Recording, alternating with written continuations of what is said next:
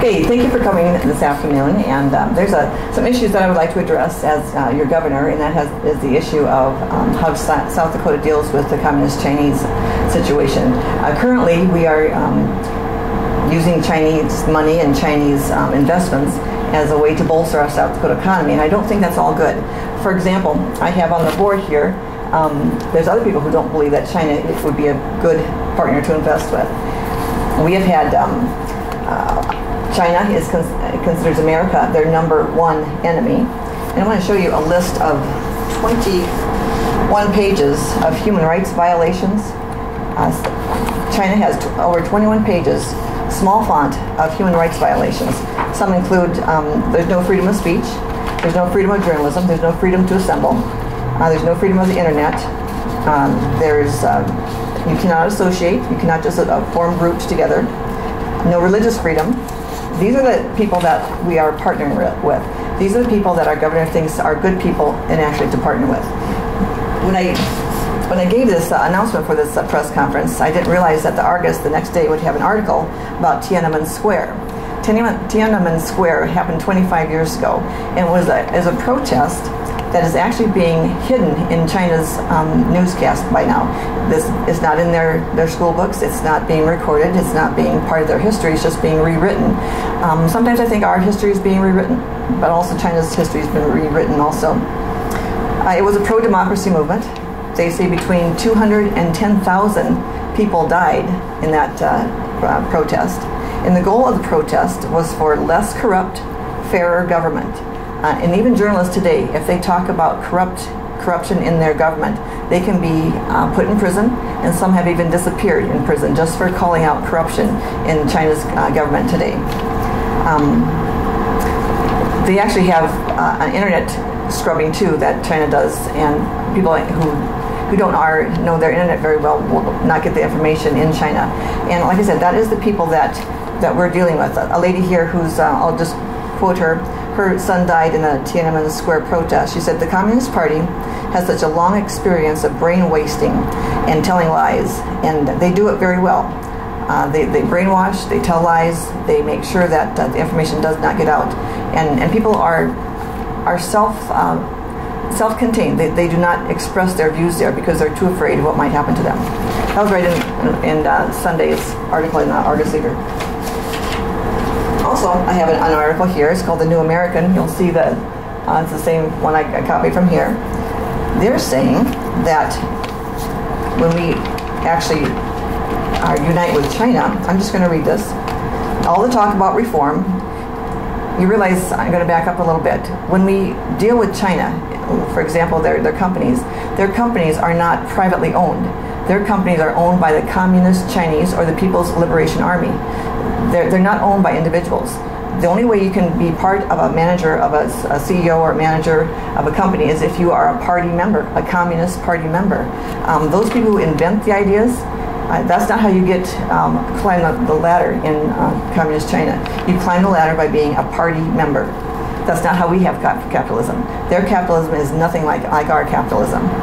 It says, all the talk about trust, reform, transparency, and capitalism notwithstanding, the fact is that China remains a totalitarian regime rife with endemic corruption and ruled by the iron fist of the Communist Party. It says, building a genuine trust relationship in a setting is impossible. You cannot trust the Communist Chinese. Politicians and corporate executives who think they can do so are deluding themselves. They are also further undermining America's productivity, economic independence, and our national security. When we deal with China, we are compromising our national security. Those aren't my words, those are people who have actually studied the issue.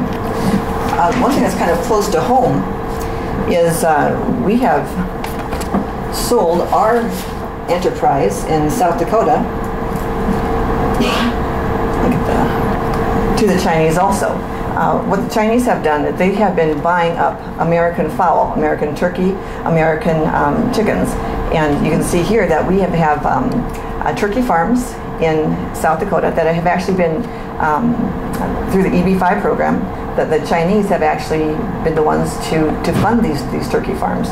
And now what happens to our fowl now, our turkey and our chickens, is that they can be raised here, they can be sent slaughtered and sent to China, and then they'll be processed in China.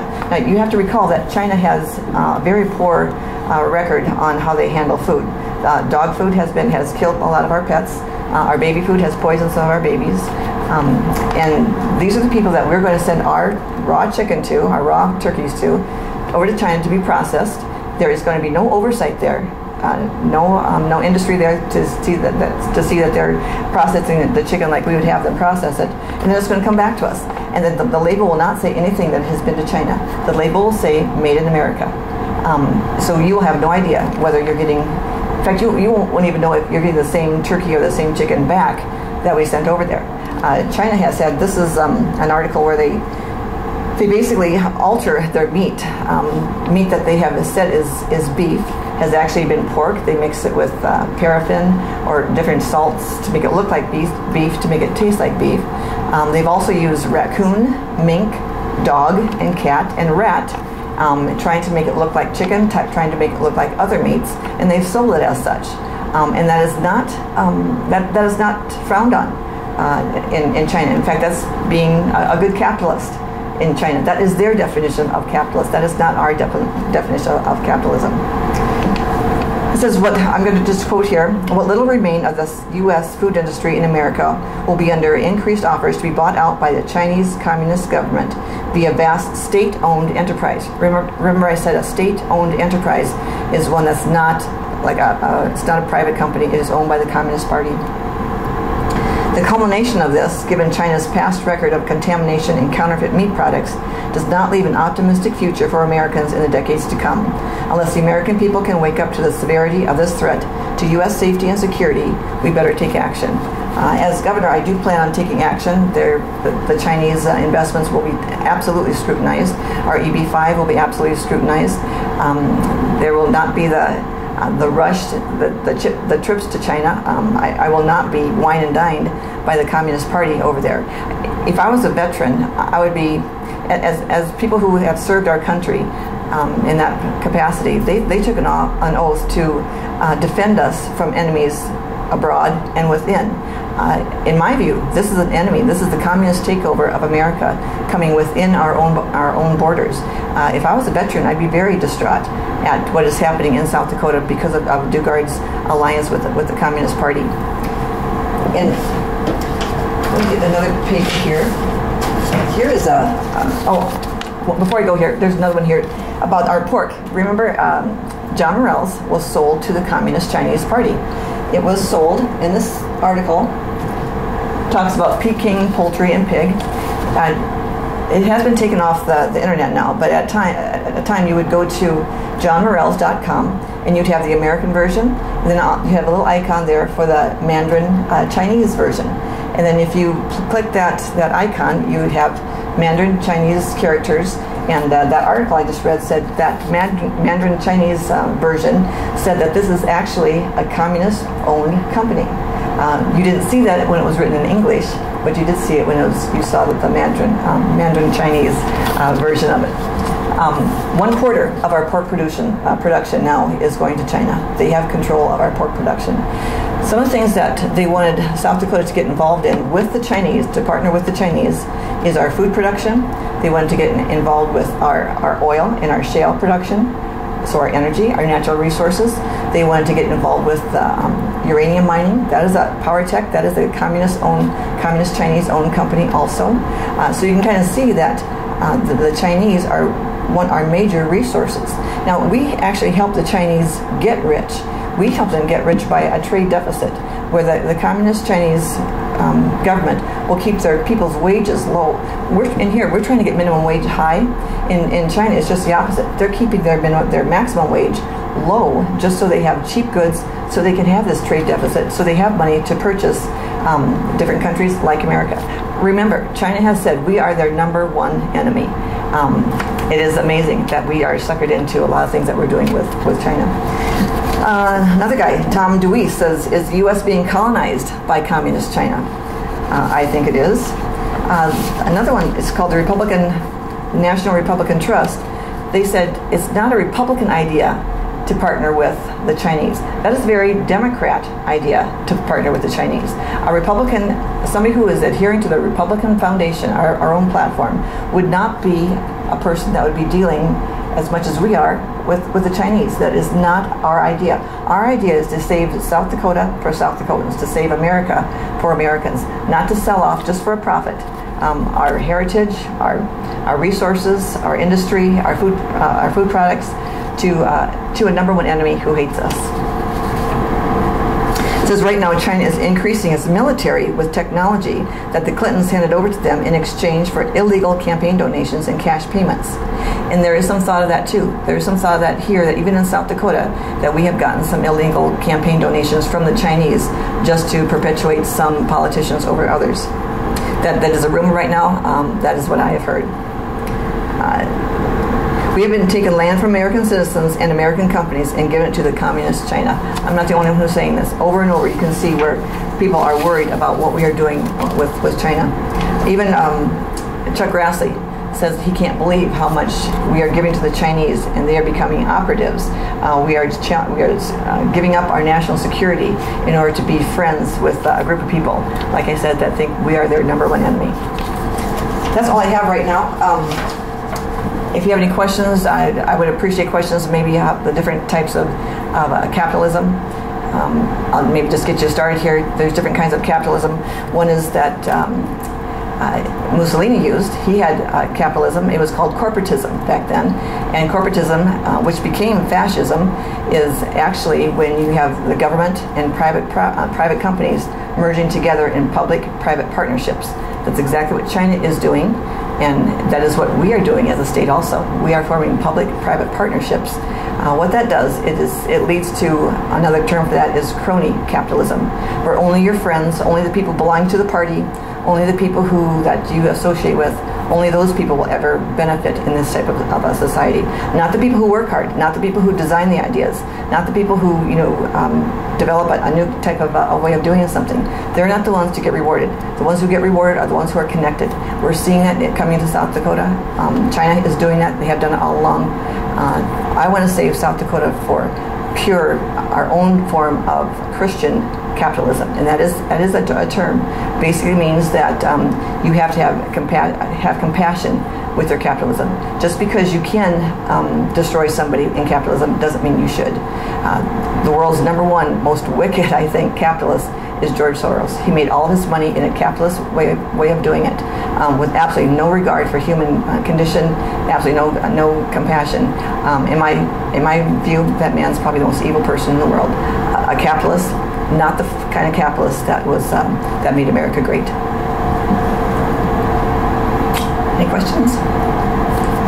I'm just wondering if you could talk about whether there are differences in the kind of relations we could potentially have with China. We didn't say that we're going to cut everything off with China if you were governor, but I wonder about the difference between sending meat over there to be packaged and having a relationship that they're trying to foster with Inner Mongolia that really relies on that rural agriculture, selling our quality products to the Chinese versus taking in things that you say are questionable. Right.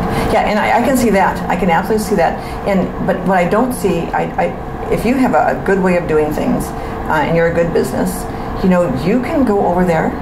You don't have to go over there on the taxpayer dime. You don't have to go on an entourage with the governor. When the Chinese see that, they see.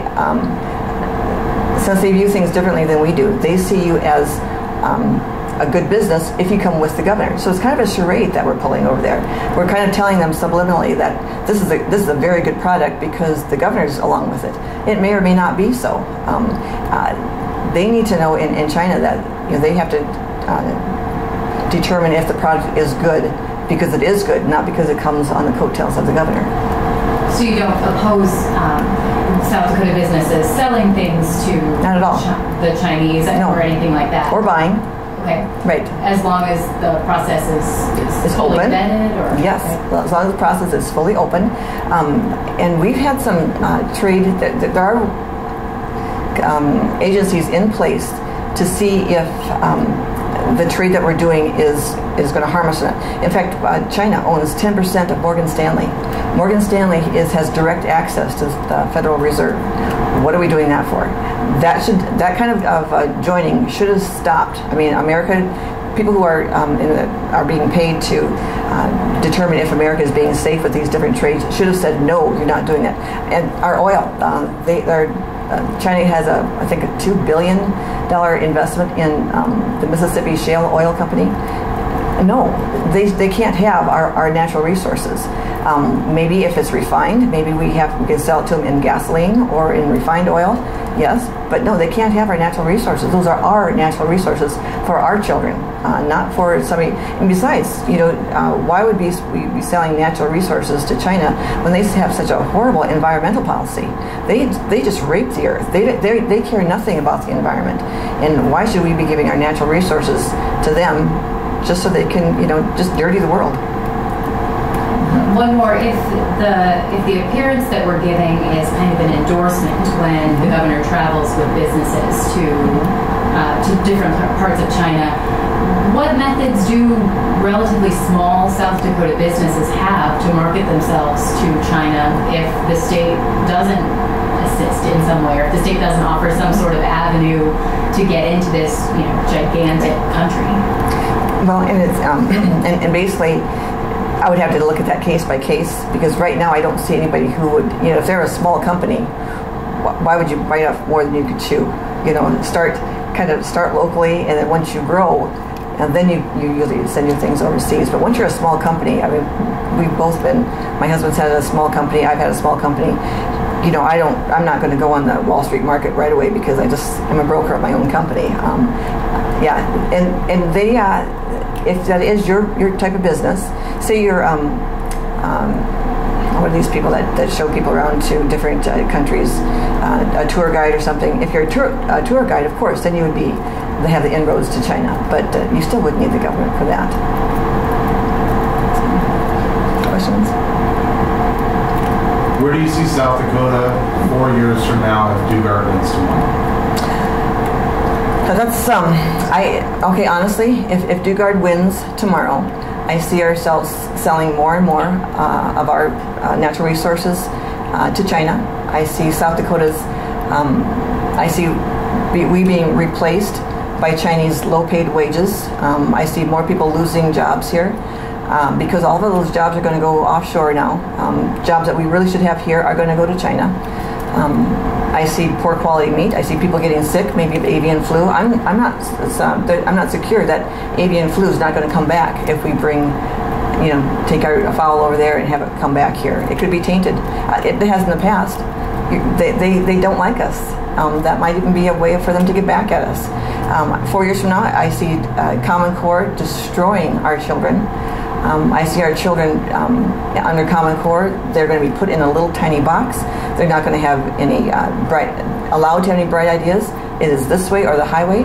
4 years from now, I see people under horrible medical care. If everybody's on Medicaid, and Daugaard will push the Medicaid expansion because he's already started a task force on it. That's clue, people. That means it's going to go through the next time. Once there's a task force on it, it'll go through the legislation the next time. So our task force is going to put Medicaid through, and you'll see people getting horrible care. They might be insured, but there won't be a doctor for them to go to. There won't be, and if there is, he'll be so busy they won't get the help. They'll get poor care. Medicaid has 40% waste in it, and that's what we're advocating, a program with 40% waste. Medicaid is also not an insurance company, is the loan program. They're keeping track. If you owe any money to Medicaid, you use any other services there, they're keeping track.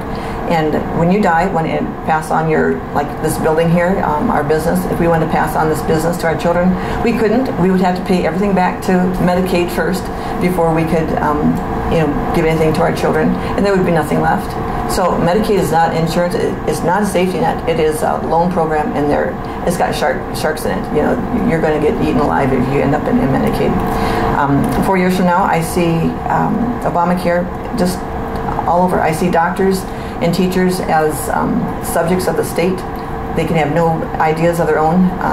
They can't teach the way they want to. They can't doctor the way they want to.